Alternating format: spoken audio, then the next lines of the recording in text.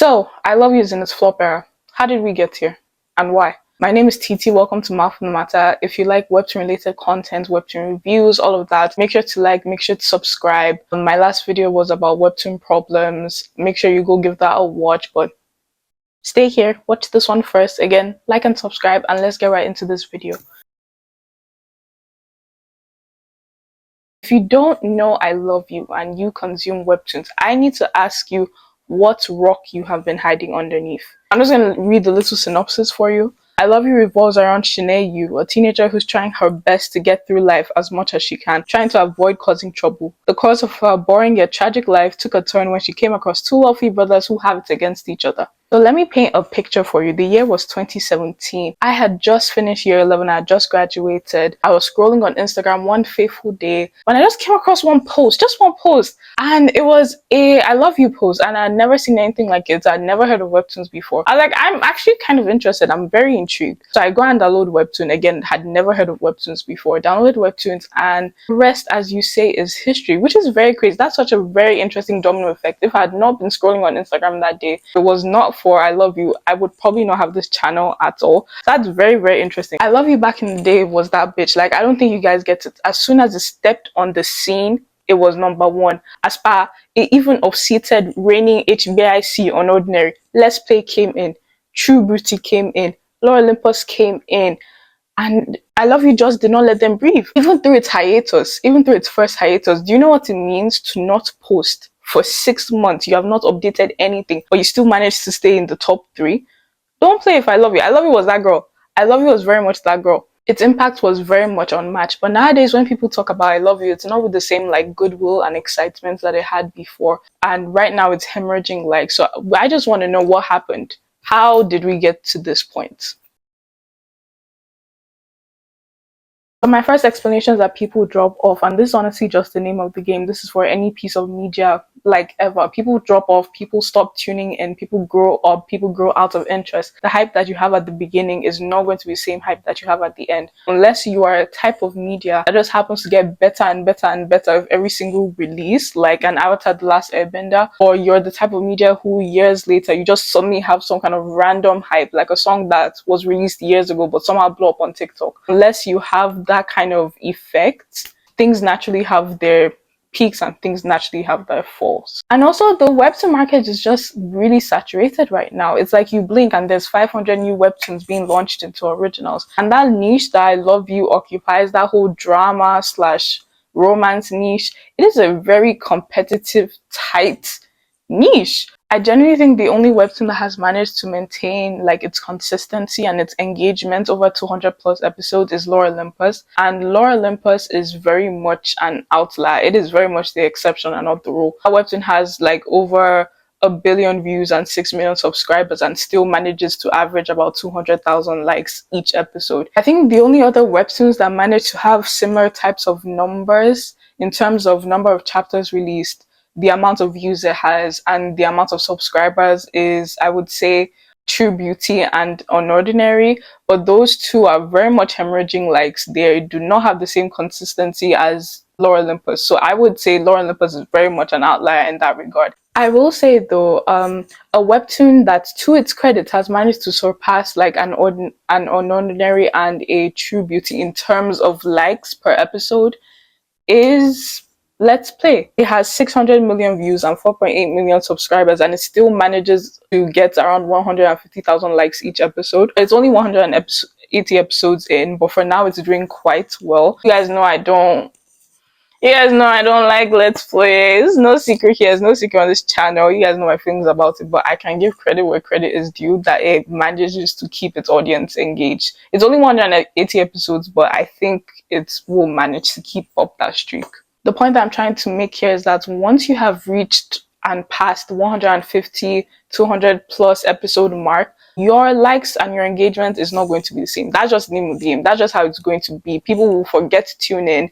They will just grow impatient. They'll stop clocking in. That's just how it is. Personally, I'm a girl who likes shorter webtoons anyway. That's just me. Like, I don't even have like the patience to read all these longer webtoons.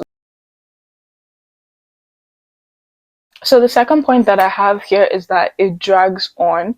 There's a joke, a very common joke that happens in regards with I Love You. I started I Love You when I was in year 11 and now I just graduated uni. So it's that kind of joke. It's not exclusive to I Love You. You can make that joke in regards to any long-standing webtoon like a Lookism or anything like that. The joke being, I started this webtoon when I was in X grade now, or X age. Now I'm this age or I'm in this grade. Look at how much time has passed basically and it's still going on. And this can be due to a couple of reasons. The first one being the hiatuses. So the first one was between February and August of 2019. So making in about nearly 7 months or so. For this hiatus, she said she was in an unstable condition and there were just things outside of her control that stopped her from working on the webtoon.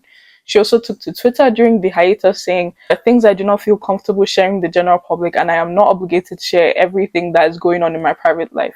Obviously in response to people probably dogpiling on her, asking where the update was, etc., etc., allegedly. I'm not sure what it was in response to because I wasn't on Twitter during that time, but that's just what it seemed like. Next hiatus was pretty big. It was between June 26, 2020 and May 6, 2021. So that is a year basically. That is double the time of the first hiatus. So she came back and she put an update up on her I Love You webtoon, basically saying, "Hey, sorry for the wait. Thanks everyone, blah blah blah. Thanked her team, thanked the audience, etc. etc." And she got right back into business. People said it was her health. I saw a couple of screenshots saying that she had neurological complications. Allegedly, take that with a grain of salt because I don't know how credible those sources are. But anyway, that's quite honestly besides the point. Truly, truly, at the end of the day, I always say prioritize your health, whether that is mental, physical, emotional health, yada yada yada.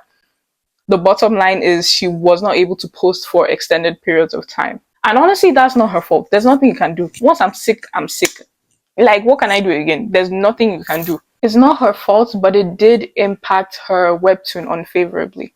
I noticed that anytime up until a hiatus, the likes will be pretty consistent-ish. They'll mildly increase when she drops the new update after the hiatus, and then after that, it will just start bleeding likes. It will just start dropping likes, and this was very apparent after the second hiatus, especially. The after effect of that one was killer. It was very brutal. Like the likes now, it's such a drastic difference. If they can hit 50,000 likes nowadays, like that's a good day.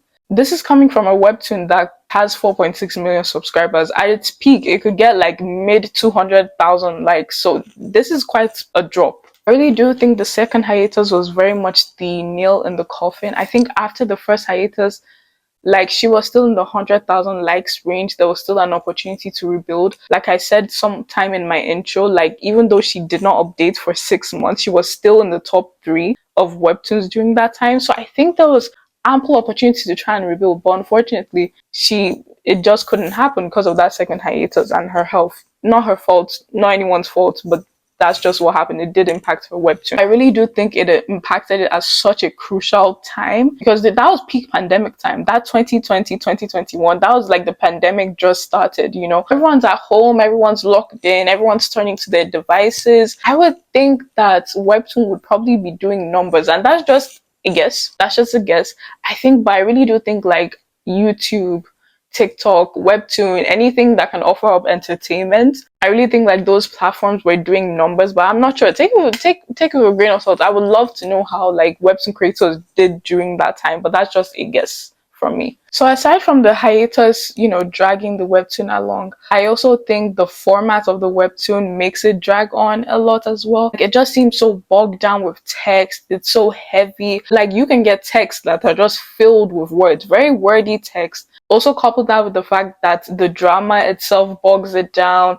The atmospheric misery bogs it down as well. I remember someone saying that it basically reads like a light novel but with pictures. And I mean, I've chuckled. I mean, I've chuckled a tiny little bit because it can be very wordy. I do think sometimes it's probably way suited to something like, again, like someone said, like a light novel or something like a TV show. If you told me today that I Love You is being adapted into a TV show, I would be like, yes, that makes so much sense. That makes so much sense. And they would probably have so much material to work with. Not only that, but the pacing of the webtoon is also really slow. Like the plot lines can drag on for ages. There are specific arcs that can take on for more than 20 chapters. It is very exhausting. That Black and White Party, it drained me, and it was the reason I stopped reading this webtoon for a considerable amount of time. Like I had to drop off because it was just too much for me. Actually, fun fact, but this video was originally supposed to be about that black and white party. I started, like, maybe I'll put in like a screenshot. I started making the notes for this video. It's going to be something like, oh, I love this black and white party. Why do people drop off from this specific, this specific plot line? But then I was like, okay, I think it's actually indicative of a bigger problem, so I made it into this video instead. But yeah, I was that impacted and affected by that entire plot line. Like, there were plot lines that span across weeks and even months. Like that black and white party that drained the life out of me, that took about 20-ish chapters, and it was over the span of like 4 months. And even this one, the current one that's going on, the childhood flashback between Alyssa and Shanae, that one has been going on for about 5 months, also around that 20-ish chapter mark. It's very, very draining. So I can completely understand when, if you're coming in week after week after week after week and it's the same stuff, and you're not particularly concerned with, this aspect or this little tidbit or these characters, or you're under the impression that this could actually be cut down or the pacing is weird, then you're going to get very frustrated. And I would not be surprised if, you dropped out of it. I will say though, the only thing that could remedy this is if you waited weeks and then binged it all at once. That could make for a somewhat more enjoyable reading experience. Other than that, like, that's just something that it's a problem. It does drag on. And I think sometimes it can be frustrating for readers when it feels like there are just so many intersecting plot lines that are happening but aren't being solved. So it feels like the plot lines are being dragged on without a payoff. And that, quite honestly, is a problem. When you have so many different plot lines happening but you're not giving like a cute, not, it doesn't have to be cute, like a resolution to any of them, it can become very frustrating because you're not giving your audience like a catharsis to anything, especially when the subject matter can be quite heavy at times. So really quickly, I'm going to like put up some of the plot lines or some of the things that were introduced. I think some of them have been solved, so just tell me if I mistakenly like kept in one. But yeah, so her childhood plot line, so why her parents split up, why they each took a kid, why he doesn't want to reconnect with at least one kid. I'm talking about her dad, how she fell off a three-story balcony, problems with school and English, Noel's past, Noel and T, why he doesn't like being called No, why he slapped Q-Tip's hand away, Noel actually being good at school despite Dieter saying he's bad at maths, Noel's past as a kid, Shanae failing school, Randall asking Shanae to help Noel, Q-Tip's college history, Noel's grades, what happened to both moms. By both moms, I mean Shanae's mom and Noel's mom, what Noel did as a kid to get him in trouble, where he found the name Yunji from, what happened at juvenile detention, why there's the tiniest bit of friction between Mr. and Mrs. Hirohara, how Yui was so set on Shanae, whether she actually wanted Sangchu to assault Shanae, and if so, why, like what's the end plan, whether Shanae's mom really died, what her sister's true intentions are, because from the way we've seen it, like, she still seems a little bit shady, what happened at Q-Tip's uni. What is that journalist working on? Did Alyssa have a crush on Shanae? Why and how did Alyssa get so well during that episode? So these are just some examples, and I'm not saying they need to all be solved or all wrapped up immediately. And I definitely think Kimchi has a specific way of doing things, and that is not like harp on that style or whatever. I just think that when things aren't resolved, when some things aren't resolved or some things aren't unfolded, especially taking into account like the dragged on hiatuses and everything with that in mind, I will say it does feel like a lot is happening but nothing is happening. And I will say, just a factor of this, I'm not sure, like, this is not a fully formed thought that I have, but I think in the age of people just wanting stuff quickly and quickly and quickly and just binging things, things just happen, like trends just happen really, really quickly, and people just want to consume media really, really quickly. I think maybe that may also be a problem right now. Like, attention spans are not what they used to be, and people just want things and they want to get on to the next and want to get on the next thing. I don't know, it's not a fully formed thought. I know there's something in there about capitalism, there's something in there about over consumerism. I just have not put all the links together to make a fully coherent thought. But tell me what you think. Maybe someone in the comments can like link my thoughts together. The third reason for why I think I love using its flop era is because of genre whiplash. And some of this can be attributed to being Webtoon's fault. Why did Webtoon file this under a romance? Now, the loose story to be told, and I say take this with a pinch of salt because I've not seen a direct quote from Kimchi, but the loose story to be told is that Webtoon did initially file this under a romance when it was supposed to be a drama. Now, while I've not seen a direct quote from Kimchi, you can look up on their IG that yes, when they celebrated this becoming an original, we did see that yes, this was filed under the romance tag. Nowadays, of course, it's underneath the drama tag. So, there's that. Even though we don't have a direct quote, there is that. And I think this can cause a lot of problems, quite honestly. I would say people came in under the assumption that this was going to be one thing, and then they quickly realized that no, this was not that thing. And as fans of the webtoon keep on drilling in, they keep on saying, this is not a romance, this is a drama. They keep on drilling it into people who are like, what is going on? And I think this contributed to its steady decline. The first batch of readers were not the right audience for it, so of course they're going to leave. They're thinking they're going to be seeing love triangles, they're going to see love triangles or love squares, they're going to see some romance, they're going to see all of that. And they soon realized that, no, that was not what they in for. So they definitely got a different thing to what they initially ordered. And this is a steady criticism that I Love You receives, that, oh, I thought this was a romance, yada, yada, yada. Or, oh, what happened to the romance? Oh, blah, blah, blah. And a small part of me can't really blame them for thinking this or for having those thoughts. It was initially categorized under a romance. The promo pics would be teasing a romance. If you look up on Kimchi's IG, there's a post up on them being like, oh, who do you choose, or who are you guys rooting for? Obviously, saying who do you think is endgame, who are you shipping, that kind of thing. And this was as far back as 2017. But yeah, I can understand why people who started reading this webtoon feel a little bit like befuddled, like, wait, what happened? What's going on here? Because yeah, while I do think drama and romance can definitely coexist, there are elements in one that can exist in the other and vice versa. I do think that there are certain things in a drama that may cause some dissonance when you think it's a romance. Perhaps the most jarring of all, as recently as this year, I'm telling you because I took a screenshot. I took a screenshot because I was so confused and I was so jarring. I saw like a banner, on the webtoon homepage was advertising "I Love You." It was Shanae in between Joe and Q-Tip, and it was with the header like, "Oh, I just don't know which one of you I'll choose." And I was like, you guys know this is sounding like a romance, right? Like, you guys know that kind of marketing sounds like, it's teasing a romance between the three of them. It's teasing a love triangle. So I'm wondering, like, who okayed that? Who said, yes, let's do that? Was it Webtoon? Was it Kimchi? Was it both of them that were in agreement that said, yes, let's put that out? I just thought that was so jarring, knowing what we know and knowing how the fans are always like, guys, no, this is a drama. This is not a romance. But it's like the advertising is, again, two things can coexist at once, but it was like, what? But I think we need to get to the root of why are people still today still getting confused? Why are people still today still wondering, oh, I thought this was going to be a romance? Why are people still today still getting befuddled and all of that? Especially when now it is clearly underneath the drama tag. So why are people still getting confused? Yeah, like part of it is Webtoon's fault. Part of it is, misdirection in advertising. But other than that, I don't think people's confusion is completely unfounded. I actually went on Goodreads and I went to go see like the old reviews of I Love You, just when it first started getting up. And of course, I saw like comments when I started rereading the webtoon. And I was sitting there shook and shocked. Everybody was like, oh my gosh, this is so funny. This is so hilarious. Like, this is so cute. This is so funny. And I was sitting there like, what do you mean?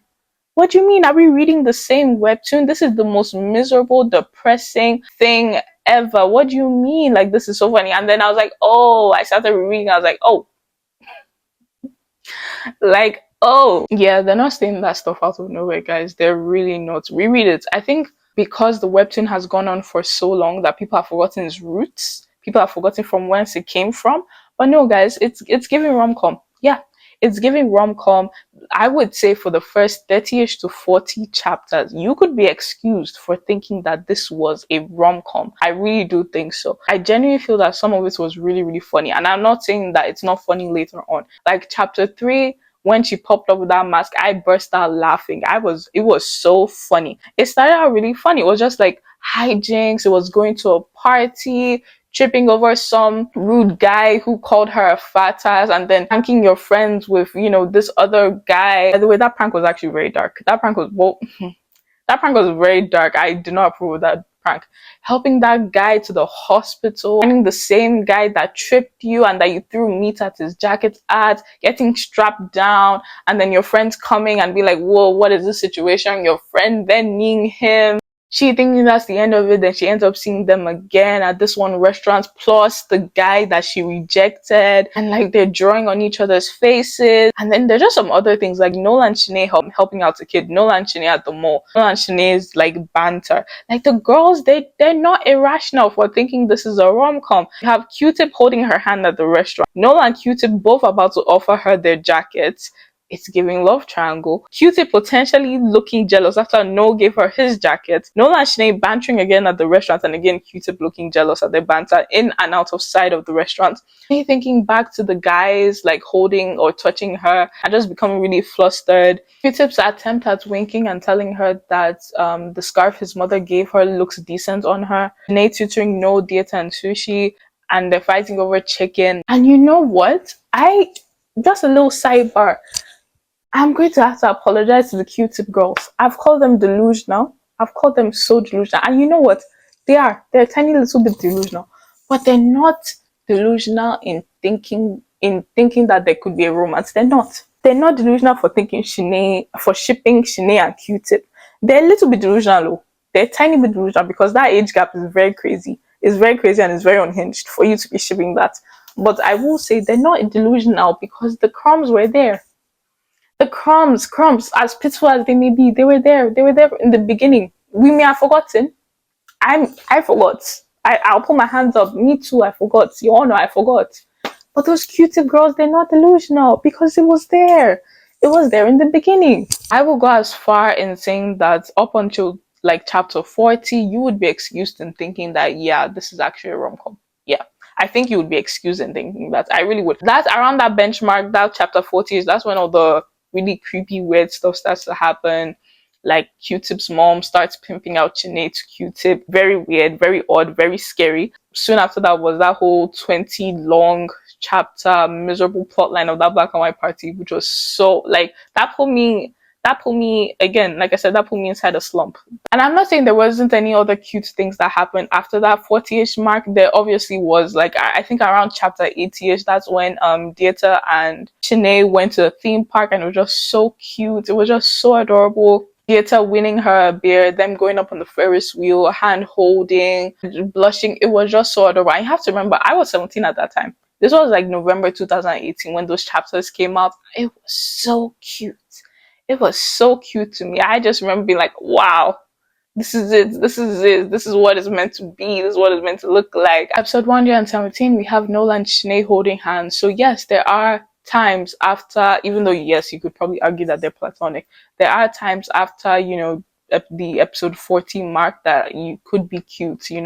As a whole, the first 40ish chapters, it's giving, study hard, tutor the boys, work and decide between two boys, that's what it looks like. That's what it really, put my hands up. It really does look like. Of course, it did hint at some other darker themes. Like we had, the flashbacks between her and her parents, what happened at school with her dad's alcoholism, the bills piling up for them, how she pushed people away, like there were some darker things, but overall it was just rather funny and light, which makes me think that Kimchi was low-key like Trojan horsing us. Like she said, let me come and reel these people in with the romance first. Because romance, I think that is the most popular genre up on Webtoon. Let me just reel these people in, small, and catch them.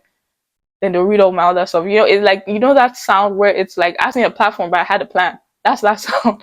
That's basically what she did. Jokes aside, I do think that her storytelling style reveals that she does like the long game. There's some delayed gratification going on. I think she likes to peel back layers. She likes to slowly unveil things, which does align with the way in which things started out really cute. There were some hints here in the beginning, but then things look like they gave a sharp turn. Now, obviously, it is a very character-driven story.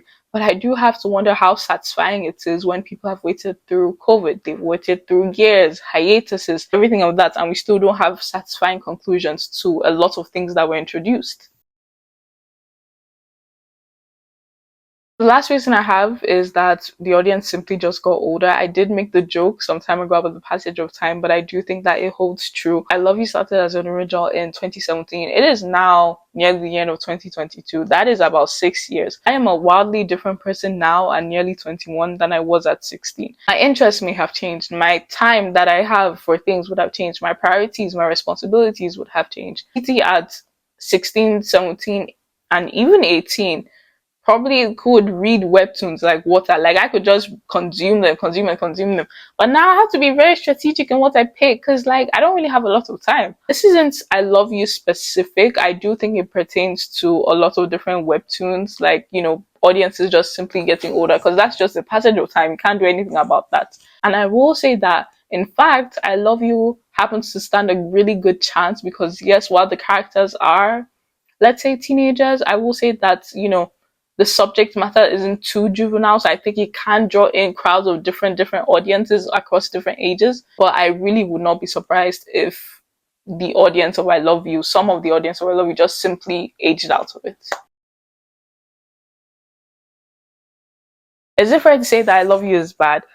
Short answer, no. No, I don't think so. I will say that right now, some of the audience for what's going on currently are not agreeing with how it's going on. They dislike with how long it's been going on. It's like that it's out of the present time right now. And they dislike that it's focusing so much on Alyssa, who for the most part is a side character. Like, yes, it's interesting to know, but does it really add to my overall enjoyability?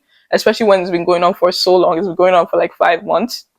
Not completely. I will say that, yeah, I do agree that some of it could be cut down. That whole 20 chapter plot line, I don't know. I don't know. I'm not sure about it. But so yes, while some people are like, no, we don't like this, I will say it's probably not fair for me to be like, oh, all of them don't like it. I do think some people do really like the stuff that's going on right now. I'm sure some people really like this 20 chapter arc. And honestly, there were some things that I personally really did like that was surprising to me. That whole Maya and Maya's older brother's relationship, that whole thing being explored, I found that really enjoyable. I did. I did. One way to get me is humor. Like I said earlier, like anything funny. I love anything funny, and I love just family relationships. It can be found family, or it can be family, just close family relationships. That's one thing that will get me. So that whole Maya and Maya's older brother, that did it for me. That in fact did it for me. And you know what? That could probably, you could argue and be like, oh wait, Titi, but that's actually way less relevant than even the Alyssa Shanae storyline. You could argue that, and you would probably be right. But I enjoyed it. So what more? Something that's probably a little bit more integral to the plot. This whole flashback scene going on, so, and that people really like it. It's possible. One thing I will say while in the process of having reread this entire webtoon is that one thing I have for Kimchi is a whole lot of respect. While I may not have the patience for this webtoon, I do always appreciate ideas and I appreciate ambition. And I think Kimchi really does have those in spades. I think it takes a certain amount of bravery to sort of make some of your characters really unlikable. I do think some of these characters are very unlikable, I will say. I do think it takes a certain amount of bravery to make a lot of your characters quite unlikable. But that's part of the reason why like I could not come and do a sit down like how I did with my Let's Play video and be like, oh, this character is terribly written or this character is problematic or what they've done is problematic, blah blah blah. I can't really do that in good conscience here because none of these characters in this webtoon are being portrayed in a different way to how Kimchi wanted it to be portrayed. Like, yes, Q-Tip is annoying. He was meant to be annoying. You get what I'm saying? There's a thing I like to say where it's like, oh yes, they're a terrible person, but they're a good character. Not necessarily in like morality, like, oh, they're good. I just mean it in a sense like they're a well written character, they are a layered character. So yes, while I would scrap Q-Tip in real life, I can appreciate that, he's a character that is somewhat well rounded. I will say that. I also think it's quite introspective. Like a lot of these kids in the webtoon are very like emotionally in tune and they're just feeling their feelings. Maybe that's not so realistic for real life 16, 17, 18-year-olds. I'm not sure. Can't remember how I was feeling during that time. But sometimes, yeah, I think it's really good. I think it was really good representation. I think she loves a good parallel. She loves a good self-reference. She loves Easter eggs, and I think there's some really smart things being done in the way things are being drawn, or even the way the dialogue is being done. So I think it's not fair to say that, oh, I Love You is bad. I don't really think so. I think the characters are well done, and I think the art is well done, and there's some really layered, textured things going on. So is there hope for I Love You? Yes, I really do think so. I mean, firstly, a flop is relative. A flop really is relative. I may be saying, oh yes, her numbers are so much lower. Her numbers are really low. She's been hemorrhaging likes, etc., etc. And another creator may look at me and be like, girl, what are you saying? I would kill for those likes. I would kill for those numbers. I would love that engagement. Like, what are you talking about? So one man's flop is definitely another man's slay. Secondly, a flop era is in the eye of the beholder. I may be saying like, yeah, like Kimchi is definitely at her lowest right now. Like, yeah, she's compared to where she was before, this is definitely such a fall, etc., etc. I may be talking. Kimchi may just be like, yeah, sure, my numbers aren't what they used to be, but I'm the happiest I've ever been. I'm the most fulfilled I've ever been. I'm the healthiest I've ever been, especially seeing as she's coming off the backs of an illness, allegedly. So yeah, those kinds of things tend to put things into perspective. Thirdly, I don't even think Webtoon has hit its peak yet. Like Webtoon as an app, I really do think it's not a household name yet. And I think that once it hits its boom, then a lot of webtoons, starting of course, from the biggest ones, will get a new lease on life. So I think that may happen. Fourthly, all the chips haven't fallen yet. Kimchi has definitely kept a lot of cards close to her chest, and my guess is that all of this slow unveiling, all of this overarching plot line is going to lead somewhere. It's going to lead to the downfall of Mrs. Hirahara, at least her, if not the entire family. So I definitely think it's going to happen. Is her day of reckoning is coming, or at least the whole family's day of reckoning is coming. It's going to be at the hands of that journalist lady, and I just think she's going to have to answer for her crimes. I really do think so. And I do not want to see Kimchi should not give me, if there's any good in this world, I do not want to see any realistic rich people not having to get any accountability or pay for any of their misdeeds. I don't want to see that. Not every time realism, sometimes escapism. So that's what I would love to see. And I really do think if that happens, I think people are going to come back and going to be like, whoa, okay, this was so good. Oh, the hints were here, the hints were here, the hints. I think people are going to have to be like rereading and be like, okay, yeah, Kimchi kind of did that. You did that. Lastly, who of us haven't flopped? Which one of us has not flopped in our lives? Like, truly, let the person who has never flopped be the one to cast the first stone. And quite honestly, like, even me, like, can I say I've never flopped? No, I can't. In fact, I'm in a little bit of a flopper of my own. Just a little bit. Like, just like anything, I just have to hope that, I don't carry it into the new year, or like even at the end of this flop era, there's an even bigger slay at the end of that, even bigger, more consistent slay. So that's what I hope for I Love You. That's what I hope for any webtoon, that even like, yes, if something feels pervasive now and feels like, you're down in the trenches or whatever, and this can be for any aspect of your life, quite honestly, even after all that, like, a bigger slay is coming, and a bigger slay it's like just around the corner. It's just one flop, not a flop era. And sometimes, after the hardest flop, comes the biggest slay.